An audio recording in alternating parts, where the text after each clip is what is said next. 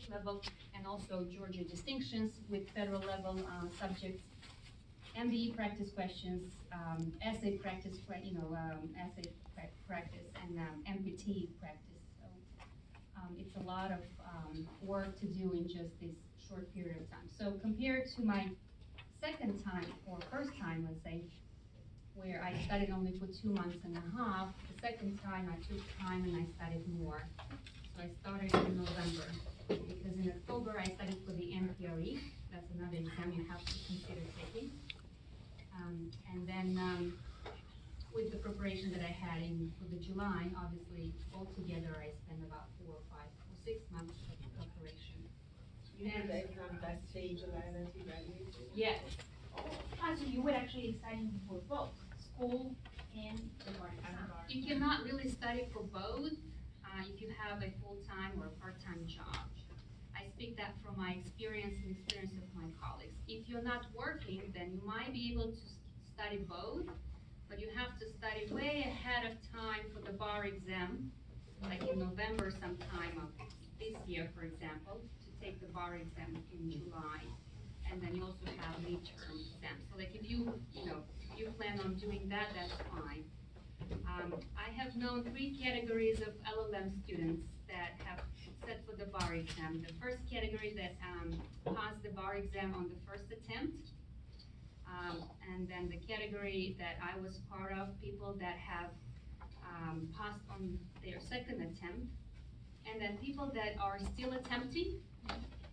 And so with all those, what is really relevant is that people that have succeeded took time to prepare. Even if the people that attempted to pass the bar exam and pass on the very first attempt, they took time to study ahead of time. So even though they took the bar exam once, they prepared for at least 3, 4, 5, 6 months.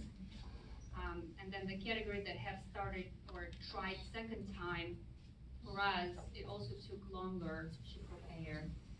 The third category of LLM students are those who have other commitments. They study, but they also work. They also have children.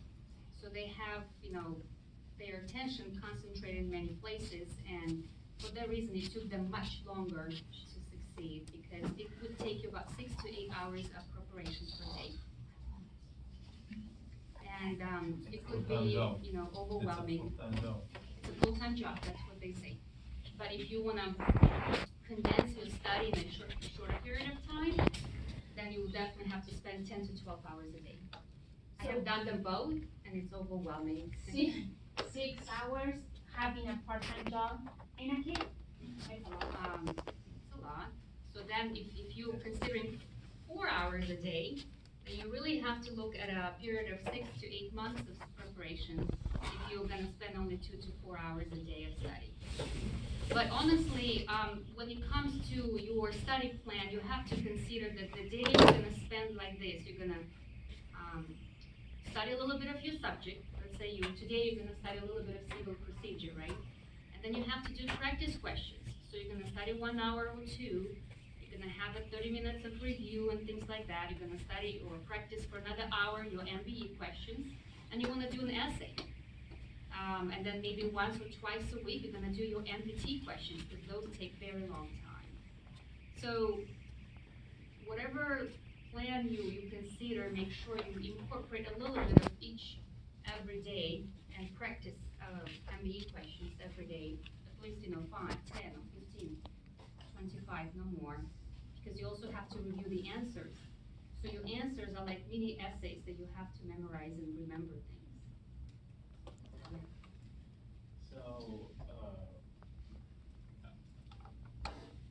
So I believe that we need to sign in for one of the bad preparation classes, or maybe like Kaplan, Temis, and all that. And then for my research, some of them do not have Georgia-specific courses for Georgia, because like California, New York one has one general for that you take. Is there anyone that you would recommend that helped you out in your second attempt? So, Because apparently we're not JD students, so we're not going deep into most of the Georgia laws and all that. So is there a way we can cover up for that? um, the way it works with the commercial prep, bar prep programs, and there are quite a few out there. The major ones are Barbary, Kaplan, and Themis. Um, but you know what, I wrote it down for myself. There are quite a few because on the second attempt, I literally did a research online for other resources besides the main ones. I signed up for Barbary, but I think it works with every single one of them. Once you specify the jurisdiction that you're gonna be, taking the bar exam in, let's say Georgia, they send you the materials specifically designed for Georgia. So I would not sign up with a bar prep program that does not give you material for Georgia specific state, Adaptive for example, they only give you online material, lots of MBE practice questions, which I did sign up with my second attempt, and I paid for it independently so that I could have as many and as diverse as possible MBE questions. But they don't give you material at the state level, only at the federal level.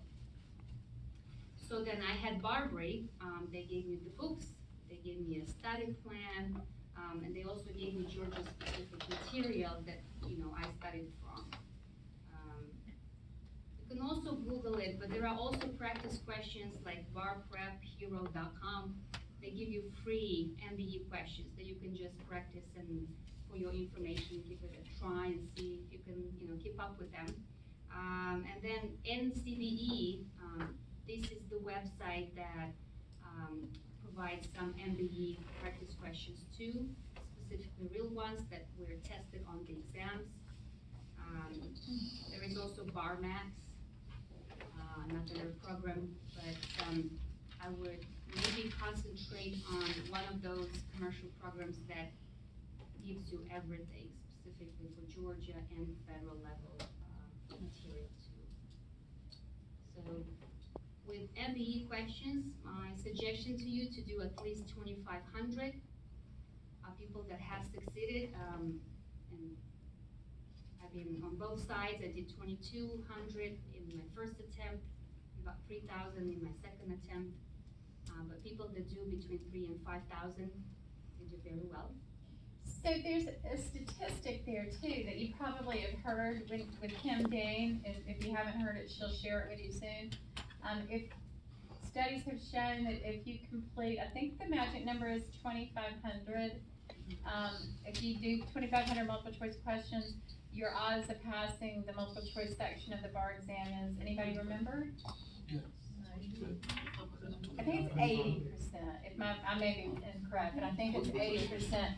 So, I know one of my LLMs, who you know, Rob Moses, hear me say Rob, did every single question. He did every single practice question, and he was successful. But there's no shortcut around that. I mean, you just have to start doing multiple choice questions. I apologize for interrupting. I just wanted to interject that. Very good. And also from my experience, try to do practice questions from a variety of sources, because I've noticed that they have a certain style of questions. So I did Kaplan, I did Barbary, I did BarMax, I did NCB, and Adaptive on my second attempt. So I had a little bit of. You pay for all those? I did. You pay for Barbary, Kaplan? Oh, no. I bought books online with just MBE questions, practice questions for Kaplan, and the rest just you can select what you want. You don't have to buy the material as well, just the practice questions. So do you know if it works like this? Because I was having a conversation with one of my friends. I tried to look at it through a commercial background program they have in Temis, the Barbary, the Kaplan. And clearly, I can't subscribe all three of them because they're quite expensive. So I was thinking do they have a multiple users? Let's say you are myself and OJ decide to go for 3 different commercial. Can I share my login with them so we can have Yes, access. you can, and- but he will not be able to access it at the same time. So all three of you will not be able to access your account at the same time. And I'm sure it's a copyright infringement. I'm starting to study for the bar exam. I'm sure you signed an agreement with Barbara. But there is another catch. So, There's a catch. there is a catch. They have a study plan that is designed specifically to you. They give you a set of questions and, tests and, projects to do that day. So if you've completed everything that was designed for that day, they move on to the next stage for the next day, different plan. If you have not, they will, make it so you can catch up. Now, if you're gonna let other colleagues of yours do your work or, use the same account, the whole plan is gonna be messed up because it's not gonna know what your result. It also gives you graphics of, your results, like how you did on your MBE. You did better on this, you did better on that, and so on and so forth.